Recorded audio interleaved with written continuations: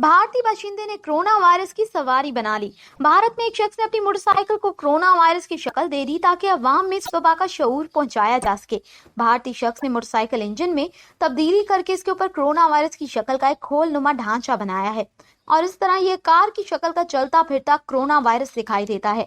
हैदराबाद के रहायशी सुधाकर देव ने ये सवारी अपने अवामी शऊर के लिए बनाई है ताकि लोगों को इस हौलनाक वायरस से खबरदार किया जा सके। भारत के कई इलाकों में एन पाकिस्तान और दीगर तरक्की पजीर ममालिक की तरह लोग कोरोना वायरस पर लॉकडाउन के बावजूद संजीदगी का मुजाहिरा नहीं कर रहे।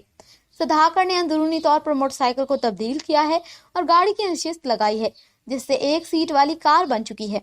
इसके ऊपर गुल दायरे की शक्ल का एक खौल चढ़ाया गया है जो फाइबर ग्लास से बनाया गया है और इस पर शोक सब्ज रंग किया गया है। इसके ऊपर वायरस के सुर्ख उभार भी रखे गए हैं।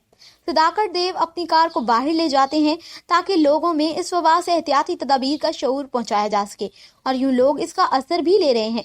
लेकिन इन्हें शिकवा है कि लोगों की बड़ी तादाद इस वायरस से बेखौफ हो चुकी है, जिसके बाद वो अपनी कार के जरिए पैगाम दे रहे हैं।